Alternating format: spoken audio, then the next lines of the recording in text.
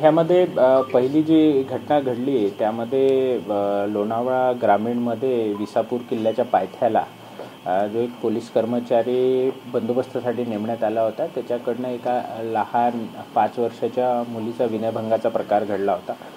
त्याची माहिती मिळताच तात्काळ त्या कर्मचाऱ्याला ताब्यात घेण्यात आलं आणि त्याच्यावर कायदेशीर कारवाई करण्यात आली। त्याला अटकसुद्धा करण्यात आलं आहे आणि त्याचा 30 तारखेपर्यंत त्याचं पोलीस कस्टडी रिमांड घेण्यात आलं आहे। त्यासोबतच 24 तासाच्या आतमध्ये सदर कर्मचाऱ्याला आम्ही निलंबित केलं आहे आणि पुढची खात्यांतर्गत कारवाई त्याच्यावर सुरू केलेली आहे। दुसरी जी घटना घडली आहे ती खेड पोलीस स्टेशन अंतर्गत 25 डिसेंबरला जी घटना घडली त्याच्यामध्ये दुपारच्या सुमारास 2 लहान मुली होत्या, 8 आणि 9 वर्षाच्या। ह्या दोघीही बहिणी आहेत आणि ह्यांच्यावर लैंगिक अत्याचार करून त्यांच्या पाण्याच्या ड्रममध्ये बुडवून त्यांना मारण्यात आलं। त्यामध्ये जो आरोपी आहे आम्हाला जेव्हा 9 वाजताच्या सुमारास 8:30च्या सुमारास याची माहिती मिळाली, 9:06 आम्ही त्याच्यामध्ये किडनॅपिंगचा गुन्हासुद्धा नोंदवला। जवळपास पुढच्या 2.5-3 तासांमध्ये त्या डेड बॉडीज शोधल्या आणि त्याच्यानंतर पुढच्या 3 ते 4 तासामध्ये आरोपीसुद्धा अटक केला। म्हणजे रात्री 9ला हा घटनाक्रम म्हणजे पोलीस ॲक्टिव्ह झाले आहेत आणि पहाटे 4 वाजता तो आरोपी आमच्या ताब्यात होता।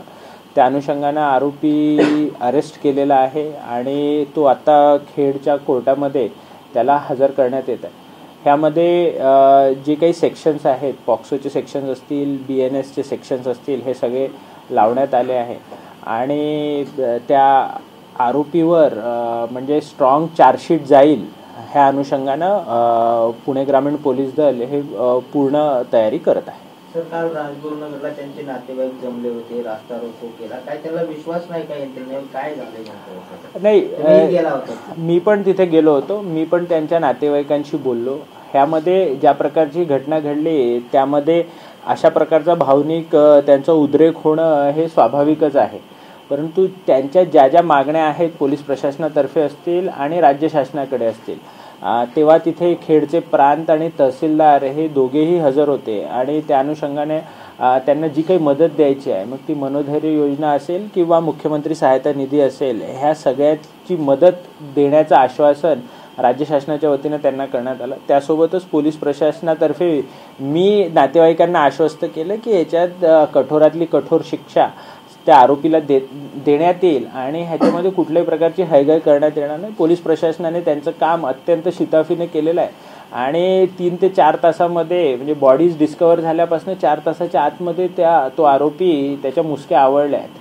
सो पोलीस प्रशासनाने जे जे करणं अपेक्षित होतं ते सगळं केलेलं आहे। बंद आहे, त्या घटनेच्या विरोधात राजगुरुनगर बंद आहे, काय सध्याची कायदा आणि सुव्यवस्थेची परिस्थिती आहे? नाही, तिथे सगळीकडे शांतता आहे। काही लोकांनी तसा पुकार केला होता, पण मी त्याची पण माहिती घेतो की त्याला कसा काय प्रतिसाद आहे, परंतु त्या राजगुरुनगरची कायदा आणि सुव्यवस्था आणि पुणे ग्रामीण जिल्ह्याची कायदा आणि सुव्यवस्था अबाधित राखण्यासाठी आम्ही सर्वतोपरी प्रयत्न करत आहोत। नाही, त्याच्यामध्ये जे आहे आरोपी आजच नाही तर गेले 8 ते 9 वर्ष त्या भागामध्ये राहत होता। त्यापूर्वी तो चाकण आणि ह्या सगळ्या भागामध्ये होता आणि त्या आरोपीची मानसिक परिस्थिती लक्षात घेता त्याच्यामध्ये आम्ही अजून डिटेल्स त्याच्याकडनं घेऊ आणि गरज पडली तर परत ह्या सगळ्या गोष्टी मीडियासमोर मांडू सुद्धा। तर तो पश्चिम बंगालचा आहे तुम्ही म्हणताय, तर मग तिकडे काय गुन्हे दाखल आहेत तर मग तो इथे फॅमिली नाही, तो इथे अनेक वर्षांपासून राहतोय। म्हणजे आता हे सगळं होऊन तो आमच्या ताब्यात येऊन आता 24 तास झाले आहेत। आम्ही पहिले गुन्ह्याच्या अनुषंगाने त्याच्याकडे पूर्ण पडताळणी करतो आहे आणि ती पडताळणी झाल्यानंतर त्याचं म्हणजे डोमिसाईल कुठला आहे, काय आहे, तो इथे किती वर्षापासून आहे ते।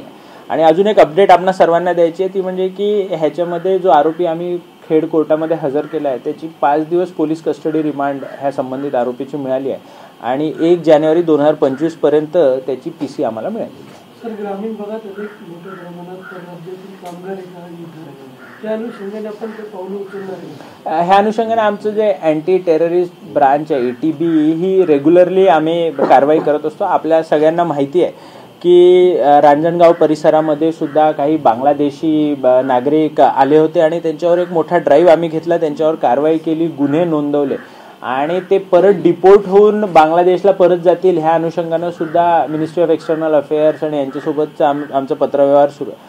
हे सगळं करत असताना हे रेग्युलरली आम्ही करतच असतो. परत ह्या घटनेच्या बॅकग्राऊंडमध्ये परत ह्या सगळ्या गोष्टी इंटेन्सिफाय करण्याची आवश्यकता आहे की जे परराज्यातून जी लोक येतात, बाहेरून लोक येतात, त्यांची नोंदणी होणं अपेक्षित आहे. ह्या निमित्तानं मी सगळ्यांना नागरिकांना आवाहन करू इच्छितो की जी लोक आपल्याकडे भाडेकरू ठेवतात, तो कुठल्याही राज्यातला असो, कोणी असो, त्याच्याबद्दलची माहिती स्थानिक पोलीस स्टेशनला देणं हे क्रमप्राप्त आहे. तर आणि ह्या संदर्भानं पुणे ग्रामीण जिल्ह्यामध्ये एक ॲप्लिकेशन पण आहे, एक सॉफ्टवेअर पण आहे, म्हणजे तुम्हाला पोलीस स्टेशनला येण्याची पण आवश्यकता नाही आहे. राज्य शासनाचे पण वेबसाईट्स आहेत की जिथे तुम्ही ऑनलाईनच त्याची डेटा एंट्री करू शकता. तर एवढं सगळं म्हणजे उपलब्ध असताना म्हणजे जे नागरिक आपली घरं, आपल्या आस्थापना भाड्याने दुसऱ्यांना देतात, तर त्या सगळ्या याची माहिती शासनाला देणं अभिप्रेत आहे. मी आपल्या निमित्ताने सगळ्यांना अपील करू इच्छितो की तसं होणं अपेक्षित आहे, सगळ्यांनी तसं करावं.